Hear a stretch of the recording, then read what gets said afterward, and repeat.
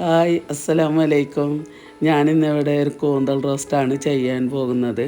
First ചട്ടി അടുപ്പിൽ വെച്ച് കുറച്ച് വെളിച്ചെണ്ണ ഒഴിക്കുക. ഓൾറെഡി മസാല തേച്ച് വെച്ച കൂന്തളാണ്. അത് എണ്ണയിലിട്ട് വഴറ്റണം. നന്നായി വഴറ്റി കൊടുക്കുക. കുറച്ച് നേരം അടച്ച് വെക്കണം. അടച്ച് വെച്ചതിന് ശേഷം ഇടയ്ക്കിടയ്ക്ക് ഇളക്കി കൊടുക്കണം.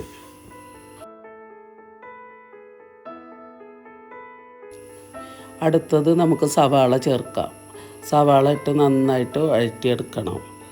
നല്ലപോലെ വഴറ്റി കൊടുക്കുക.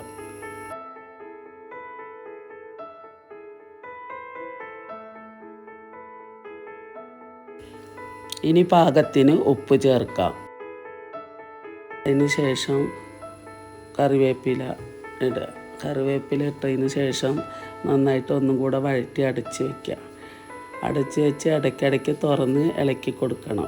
ഇളക്കി കൊടുത്ത് നല്ല വഴന്ന് വന്നതിന് ശേഷം തക്കാളി ചേർത്ത് നന്നായിട്ട് ഇളക്കി ഒന്ന് വഴന്ന് വന്നാൽ കുരുമുളക് പൊടി ചേർക്കണം.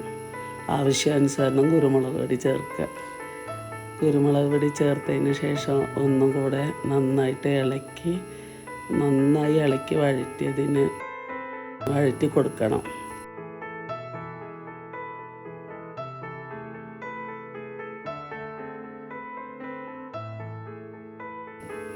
ഇനി കുറച്ച് മല്ലിയില തൂവി കൊടുക്കാം.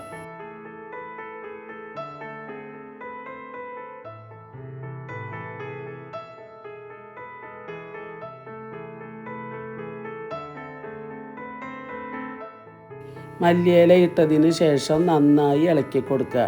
ഇളക്കി കൊടുത്തതിന് ശേഷം നമ്മുടെ അടിപൊളി കൂന്തൽ റോസ്റ്റ് റെഡിയായി.